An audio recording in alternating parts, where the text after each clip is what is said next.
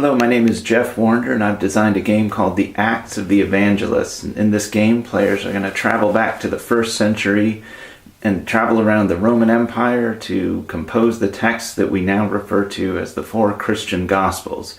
And this came about through some reading I was doing, and it's pretty common knowledge that the Gospels are actually written several decades after the events that they recount.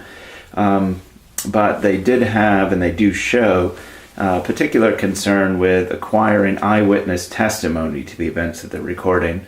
And then in addition, they're quite literary. They have literary devices and special techniques and a lot of sophistication to them. And so as a game designer, you think this is really something you could build a scoring system around. You're going to put these different ideas in tension and force the players to make decisions and prioritize between them. And so the game that emerged out of this is one that, through the help of some great playtesters, really captures some of these ideas in a really enjoyable way. So I'll mention just a couple of features of interest about the game. The first is the book writing system, right? We're writing a book, but how do we do that in tabletop form? Well, it turns out the early Christian movement was actually one of the early adopters of the Codex, which is sort of the proto-book. And so instead of scrolls, you have papyrus sheets, which are bound together. And in this game, that comes about through these page cards, and they each has a front and a back to it. And onto these, you're going to place cards representing traditions about Jesus of Nazareth that you've acquired as you've traveled around. And then, just as writing was expensive in the ancient world and writing materials were hard to come by, that's mimicked by the fact that your ability to move things around is somewhat restricted. You can move pages around, but you can't really take things on and off of pages. So your gospel is going to grow as the game proceeds, but you also have to have some foresight to make sure it grows in the way that you want it to.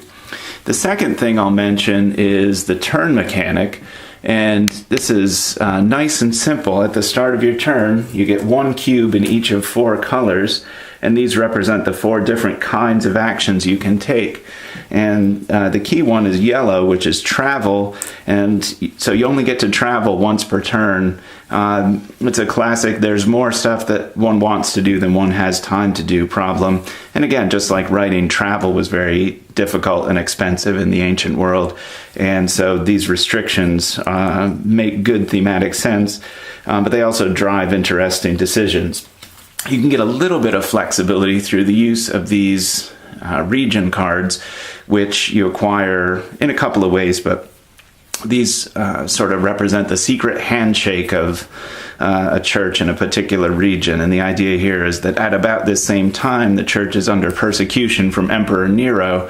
And so the church is somewhat in hiding. And so having these cards unlocks a little bit of extra flexibility to you.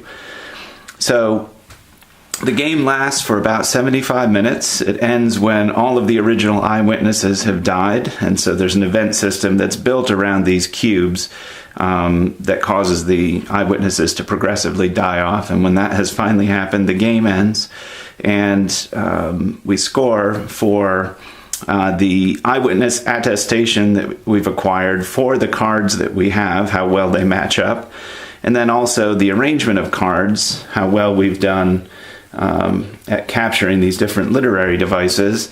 And then finally, each of us have a theme, and we have to try to do well evoking that theme with the contents of our gospel. So you're trying to put together something that meets these 3 aims, and the player who does that best will be the winner. So it lasts about 75 minutes. It seats 2 to 5 players, and we've had a great time with it. We hope you'll enjoy hearing more about it as well. Thanks.